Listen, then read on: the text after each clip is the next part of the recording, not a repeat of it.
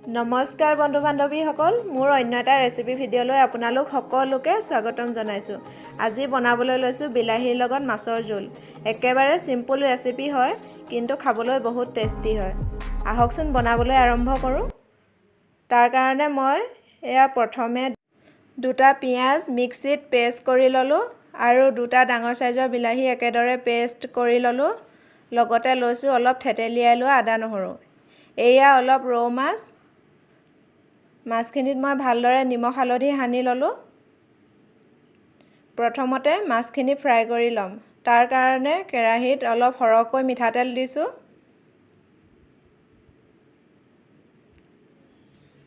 তেলখিনি ভালদৰে গৰম হোৱাৰ লগে লগে এপিচ এপিচকৈ তেলত দি দিছোঁ।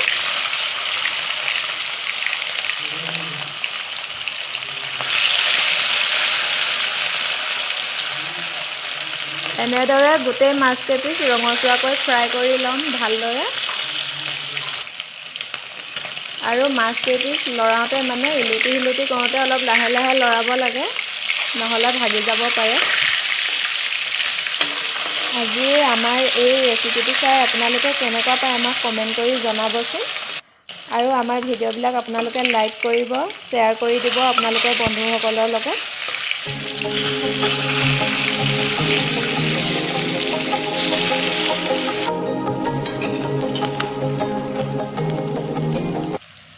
এয়া আমাৰ মাছ ফ্ৰাই কৰা হৈ গ'ল। এতিয়া বাটি এটাত উলিয়াই লৈছোঁ ফ্ৰাই কৰা মাছখিনি।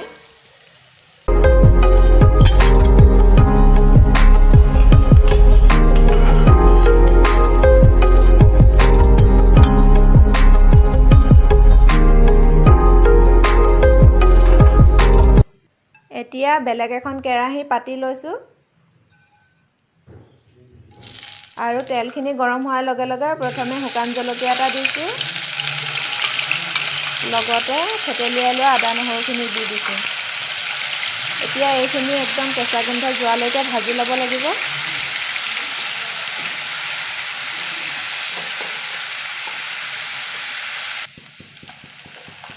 এতিয়া ইয়াত দিছোঁ পেষ্ট কৰি লোৱা পিঁয়াজখিনি।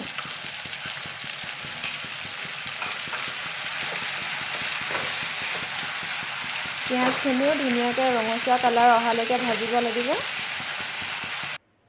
এয়া দেখিছেনে ধুনীয়া কালাৰ এটা আহিছে আৰু তেল ওলাইছে। এতিয়া ইয়াত দিছোঁ পেষ্ট কৰি লোৱা বিলাহীখিনি।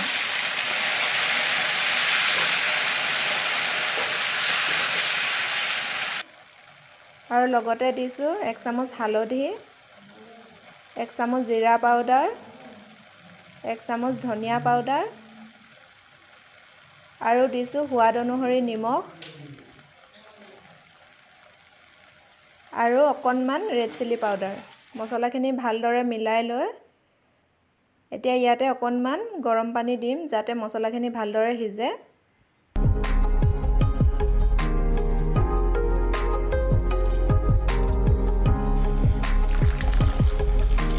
অকণমান গৰম পানী দিছোঁ।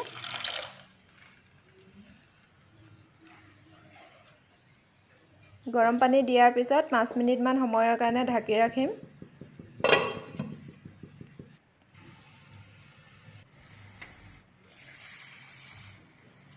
পাঁচ মিনিটৰ পিছত এয়া দেখিছেনে ধুনীয়া কালাৰ এটা আহিছে আৰু তেল ওলাইছে মছলাখিনিৰ পৰা ভালদৰে। এতিয়া আমি ইয়াত নিজৰ জোখমতে গৰম পানী দি ল'ম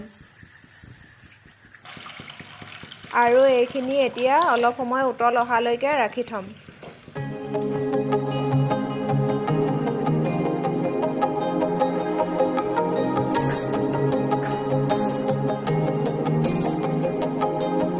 গৰম পানী দিয়াৰ পিছত এটা উতল অহাৰ লগে লগে মাছ কেইপিচ দি দিছোঁ।